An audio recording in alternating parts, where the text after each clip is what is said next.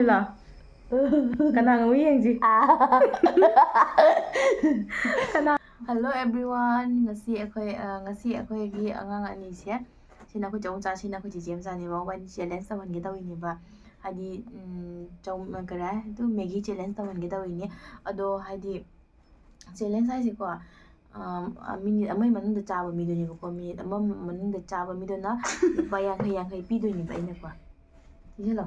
Kan no kan minute amagi manung da chaba midona lupa yang kai pidone aina cameraman oidoni ba adudo hadi jengage ba ngasi kanana ngami haido lupa yang kai do kanana phangi yenge ba yeng minasi ba mayam su ja ai bas ale tu bas kale tu ba ale cha minute amai manung da ai minute thiba hodro bani jadura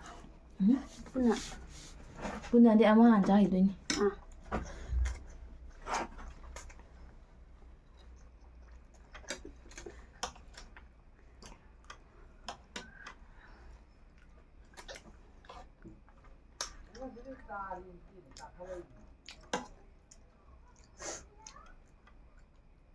Jeng lối cha thâu lối ta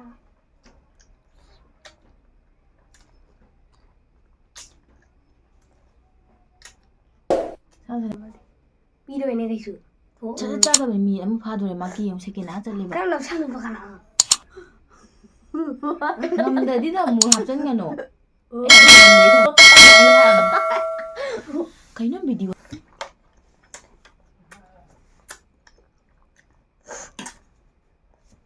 manap ka tara kan khagi tai ni cha minute ama pha do re ko nangi 45 46 do re second nang po do re yeng lai ta la dum ta da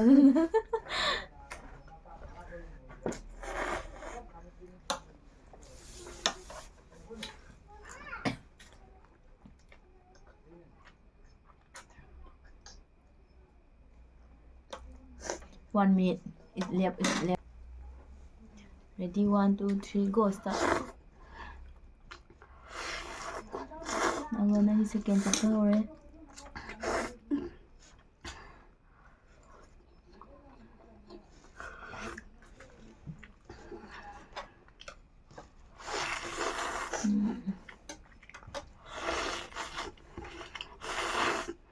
Second thang. Second pin jala.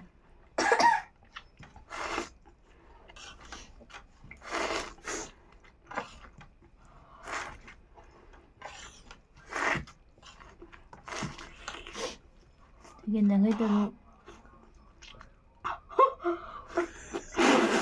Ay. Lola. Kanang ngamdre. Ayan, no kan hani. Parang char na ba ni mukbang na char?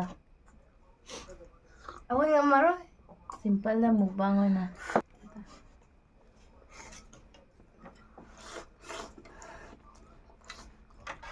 Challenge na din mukbang tawan. Challenge ka mo.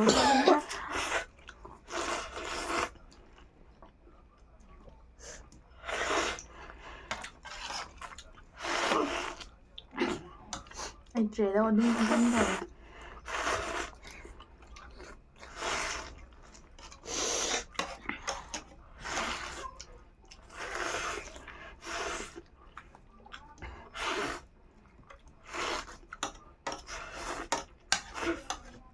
Honey.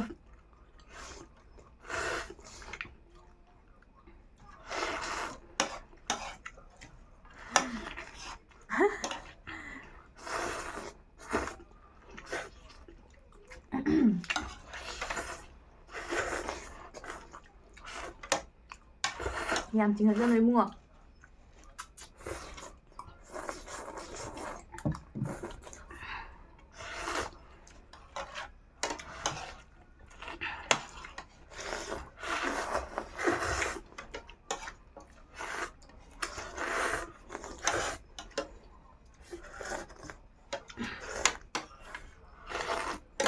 Ay, 이거 나온 뭐.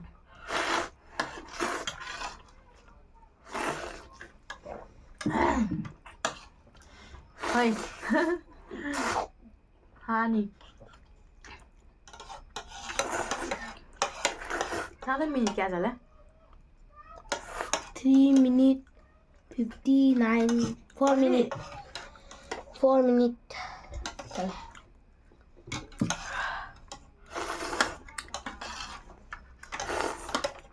Oh no. 시간이 없네. 보실라.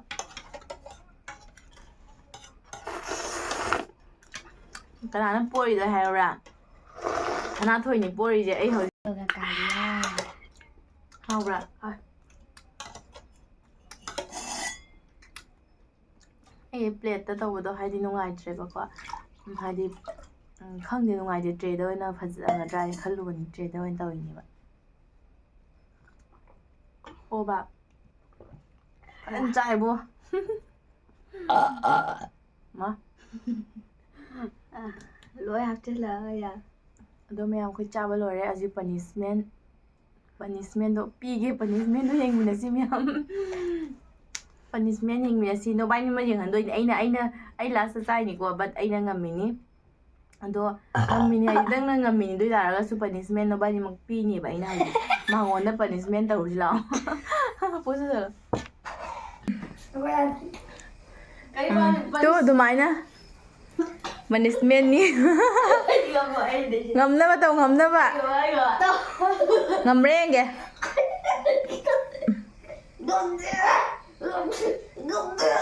ngầm đầy tua ô thôi cái này ra gì à tụi mày lên bố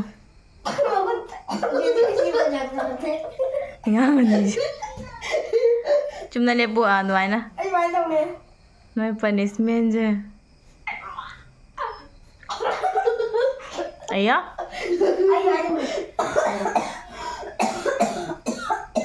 hai rồi mà murga hazani angam ba sa thôi u dare mangon nan thangani na je mata di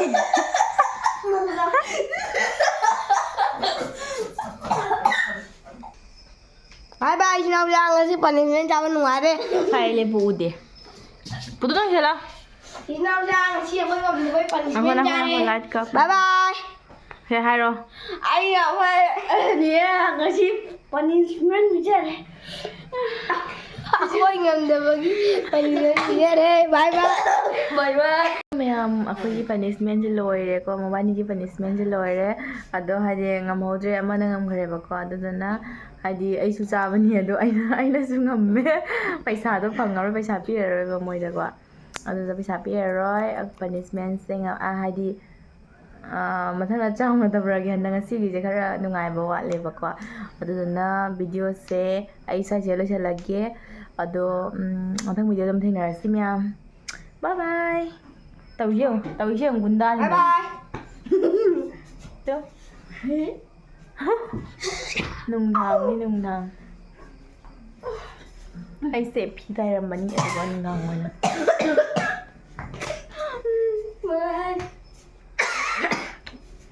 aku di pita jadi izin apa hay lang con tikiri kana ngau yin sila nó bay nung thang kana ngau yin sila kana ngau mà sila cha thì là vậy lao kana ngau yin không kana ngau yin mà sila ngau đó sila cầm bên này biết là mù và ngau rồi ai này orang ngau je ai mai cái chúng tay đi có ai cái chúng foundation cái tay đi ai simple ni giữ lại cái chúng tay cho đợt đó là sẽ lên dark circle tao đi ra cái tay đợt nè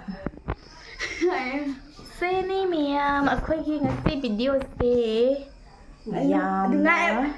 Dengar di like, subscribe untuk video ya tadi share untuk video. Bye bye. Like, subscribe.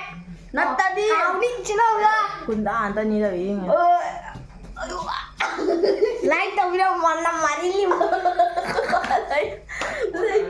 Like and subscribe and share. Like, subscribe and